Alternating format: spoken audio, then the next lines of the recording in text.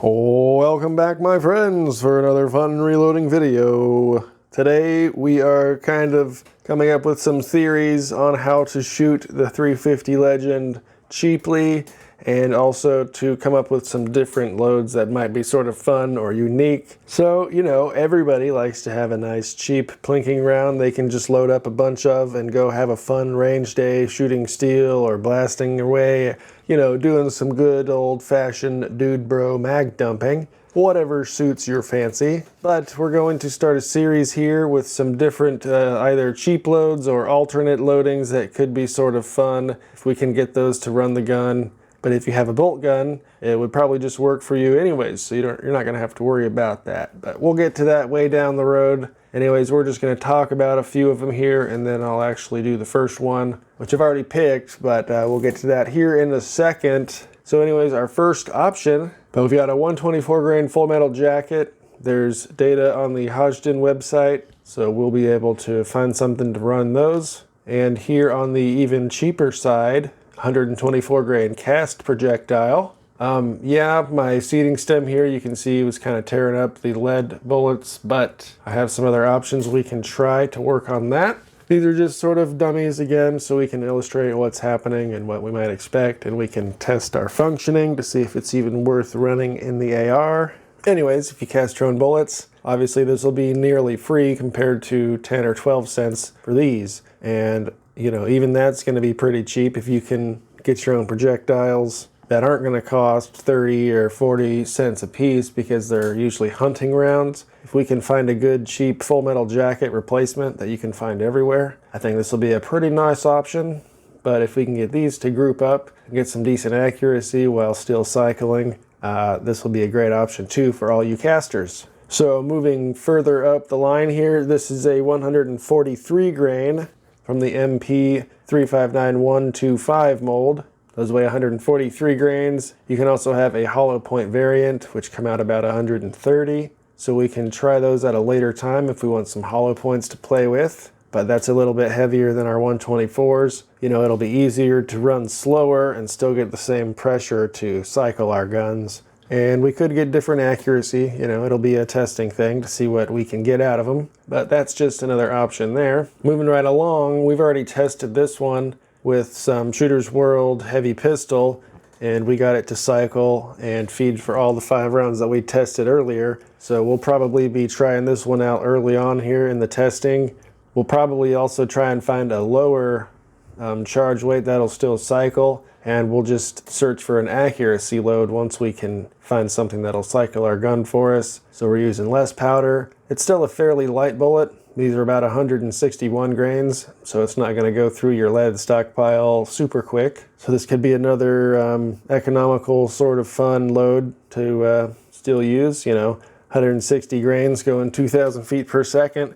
That'll still pack quite a wallop on whatever you're shooting at. And finally, this brings us to our last 3. I've been having these kind of silly ideas about duplex loads, and obviously you can see all of them involve a wad cutter underneath. So depending on what weights you want, we can have a load at 260 grains with the 105 grain semi-wad cutter, and then the 148 wad cutter underneath. With your alloys, that'll be about 250 to 260 grains. And then over here, we add 20 grains, so this is a 124, and then the quad cutter, so that's about 280, 270, somewhere in there, again, depending on your alloys. And then over here, this is upwards of 300 grains. If you have a 150, and then another 148 grain here, that's at least, you know, 298 to 300 grains, depending on your alloy. So these will obviously be subsonic, and we can always play with Trail Boss, but if we want to find something that'll cycle our gun, I've done some digging, found some preliminary load data, so this could be kind of fun. Tell me what you guys think. Is this kind of silly here? What do y'all think about that? So anyways, these are ones I've just been kind of playing with and tossing ideas around in my mind. But we have a couple other options as well. This is a 125 grain XTP for a 38 Special 357 Magnum. I can size it down to 356, or I can just get a 9mm XTP, 124 grain, 147, and maybe a 115 we could try out with XTPs. But again, that's not going to be economical or something you want to go plinking with, because those are probably, 18 or 25 cents a piece, depending on the grainage. But that's another option we can play with the Legend. And finally, we have plated 9mm projectiles. So they're 3.56, but this is like, I think this one is a 115 berries, but they're plated, and it says maximum velocity like 1250 or something. So these would probably just fall apart and, turn to dust, being spun out of the barrel too quickly, going, 2,000 plus out of a 16-inch 350 Legend. That's obviously too quick for a plated projectile, but maybe throw in some Trail Boss, a light load of that. We can maybe have an economical plinker. If you can find your plated projectiles for, 8 or 9 cents a piece, that's a good option as well. Maybe we'll have to do a couple of those, get some preliminary velocity and see what they're doing. Lastly, I also have these 200 grain. I have been working on those, so this one I just need to go out and test it. But that's 200 grains, also cast lead, so we could be pretty economical with those. And it's a heavier projectile, so we're going to use less powder. That'll also save you a couple cents for each shot if you're using, 15 grains compared to 20 or 25. It all depends on your powder and what velocity you want to do and what your accuracy is telling you. Whatever. So here's another option, 200 grain Lee flat nose. And before we move on real quick, we'll talk about some powders we can use that we have on hand and some others that we've read on some forums, so on and so forth. Since we have quite a range of projectiles, we can use quite a different range of burn rate powders, all the way down from 125 grains up to 300. Obviously, that's quite a difference in powders and pressures and everything like that. So I've got some 2400. We can try Shooter's World Heavy Pistol, H110, Shooter's World Blackout, 4227, Shooter's World SBR. Again, I mentioned Trail Boss earlier for some of these just to play with. I've read about people using H335 on the much slower end. That's pretty much a medium burn rate for, say, an AR-15, but in here, this is going to be on the extreme slow end for a cartridge like this. But we might get there someday. Who knows? I'll have to, find a couple other sources that mention it and not just go off one guy on the internet. Like, you guys shouldn't just listen to me. You gotta go do your own homework too. Anyways, today we're gonna start with this 124 grain FMJ. It's popular, widely available. It's already gonna be in your stash because you have 9mm that you reload for. So we're gonna start here with the 124 FMJ. Before we go any further, I'd like to explain this pretty little beauty here. We can see our brass is sort of dinged up. Our projectile's got a cute little nippy on it, and also the seating stem dug in there. When I first got this upper here, it was all jacked up in the chamber and it wouldn't feed anything. So I'd made a few dummy rounds and I was like, man, nothing I'm doing is working. So I have since got a new set of dies that actually properly sizes them, and I've also got my upper repaired from Bear Creek Abortion, and so this is good to go. This should be good to go. It actually passes the chamber gauge quite nicely. Boop. So that should be good. We should be all good. So now we just have to see if it will feed off of our 20 round magazine here. That's right, 20 rounds. Totally legal here where I'm at. Totally of standard capacity. It fits nicely in our 350 Legend 20 round magazine. Let's see if it'll feed here.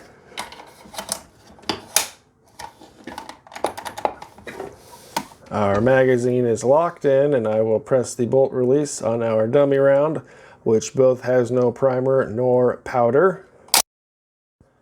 And that looked perfect. Let's see if we can get extraction. Well, that's just excellent, folks. Perfect function. That's the first step. Will it work? Will it function in our AR? Beautiful, we've got that nailed down. Now we need to pick a propellant and pick a charge and start loading. So I just did a quick search on the Hodgdon Reloading Data website where you can enter your powders or your cartridge and figure out what charge you're going to use, so on and so forth. Go and use that. It's a good resource and it's free.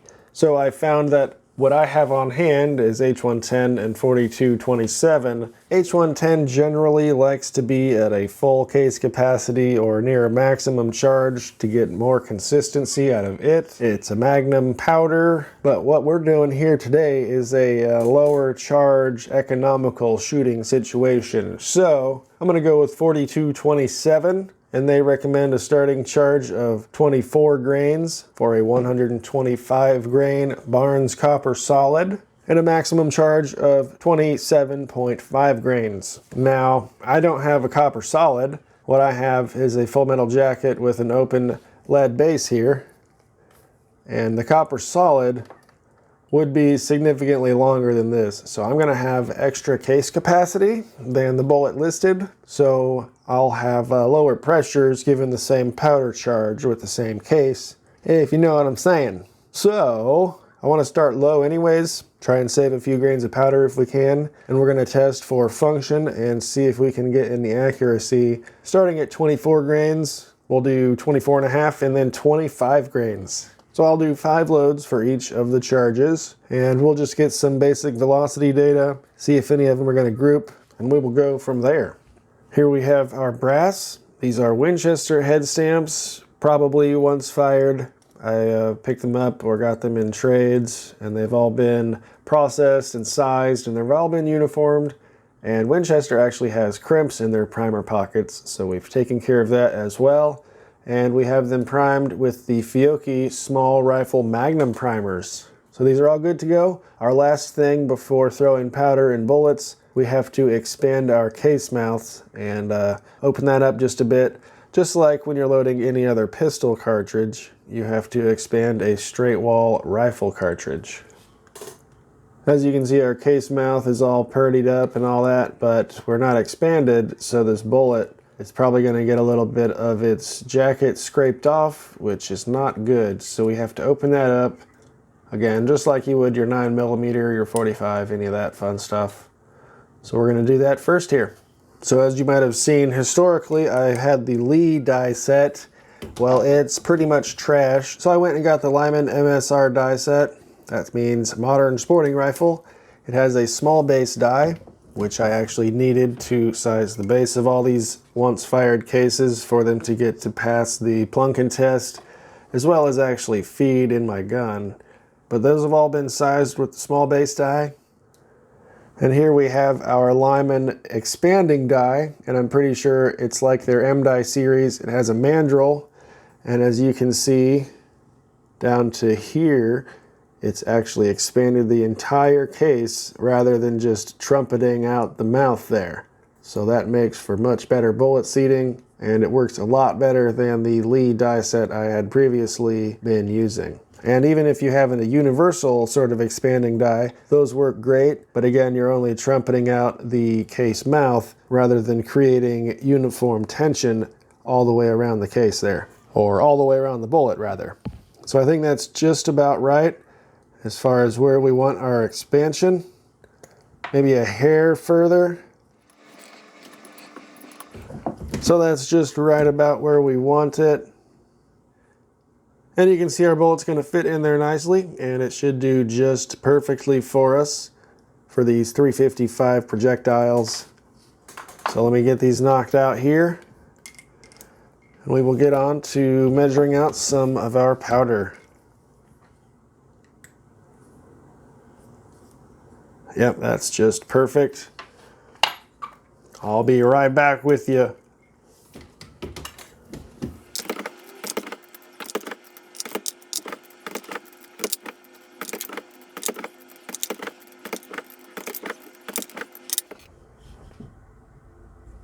So here we are. I've just been using the 1.6 cc scoop. You kind of get a heaping scoop of that. That gets me to about 23.5 grains, and then I just trickle up over here with the RCBS Trickle Master and the 505 beam scale there.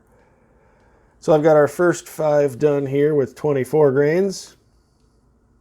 and we're ready to seat our projectiles here with our first rounds with the 42-27.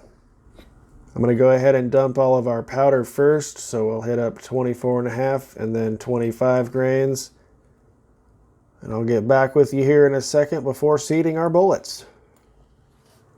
We've got 24.5 done, just a quick drive-by, and then we'll top them off with our bullet here and set them aside so we don't knock it over and spill our powder everywhere. Just like to get those started and then move them out of the way of the ones we'll be working with. So finally, we've inspected our 25 grain charges here. They all look mighty fine. So we'll go ahead and get to seating these all together here before we finally crimp them. Test them in our little case gauge. And then finally, hopefully we can get to the range soon and sort of expand on where we are currently. As you saw all the other projects I want to eventually get to, I want your input as to what you guys want to see next. I do have some data for 280 grain solids, so I'll kind of use that to start the duplex loads. But it should be fun anyways. So let me know what you guys want to see next. Let's get on to seating these guys. So once again, we've got our Lyman seating die. It might tear up our jacket a little bit. We'll try and be gentle, but I'm going to have to see if they have a different seating stem that's a little more gentle on our powder-coated bullets. You can see we've got a slight ring on our jacket, so as you also saw earlier, it really tears up the powder coatings and softer finishes than a jacketed style. So this one is our max charge. We give it the shake. You can still hear room for powder in there. But I bet with 2 extra grains, like Hodgson was noting, we would be into compressed territory. But we're not worried about that for today, so I'm going to get all these seated, and let's get on with it.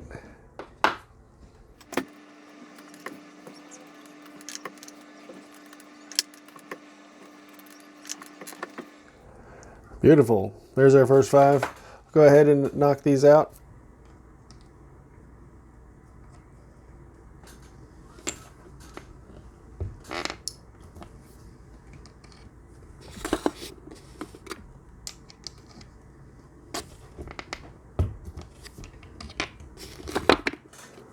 So I just randomly picked an overall length where I thought we were seated deep enough to not quite get into the ogive. So we have some surface tension there with our neck and our case. So we ended up at 2.072. And let's just pick a few at random and see how consistent we are. 2.073 maybe. That one's way off at 2.078. Yep. But this could be the variation in our projectiles, 2.075. And again, none of these were compressed. So there's another 2.075. None of them are compressed, so there's nothing there pressing on our bullets. We just have a variation between our full metal jackets and probably the difference in the amount that they had dug into the jackets while being seated. So I need to look at other options for our seating stem, but they are pretty consistent, all within about 5/1000ths of each other. Let's move on to crimping and check them in our gauge. All right, so now we're on to crimping. We have our Lyman taper crimp die installed here. Here we are, in and out just perfectly with our gauge. Excellent. So we'll just go ahead and get on with crimping all of these, which shouldn't take too long now that we're dialed in. Then we'll just check a few at random. But once all of your brass has been uniformed to a proper length, you'll be getting the exact same crimp on all of them. Thus, we should have full function across each of our cartridges, as well as an even crimp, which is, you know, pretty important stuff, you know what I'm saying?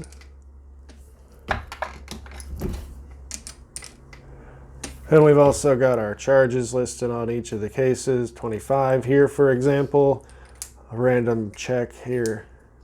Perfect. Just what we're looking for, I'll tell you what now.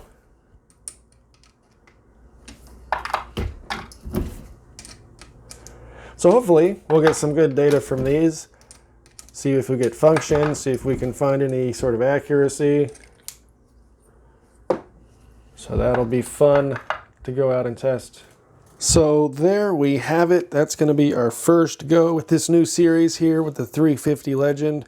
Trying to find some economical and some different loads for you guys to play around with. Let me know what you guys want to see as far as cast loads, what powders, what different projectiles. If you want to see some of the duplex work, we can try and get started on that stuff. I've got a few notes, but we'll have to do more research on that, no doubt. Anyways, thank you guys for hanging out. If you enjoy this sort of content, feel free to subscribe to the channel. Make sure to like the video. You can also support me over on patreon.com/dummyround. Stay tuned for more. We will see you in the next video. Have a good one.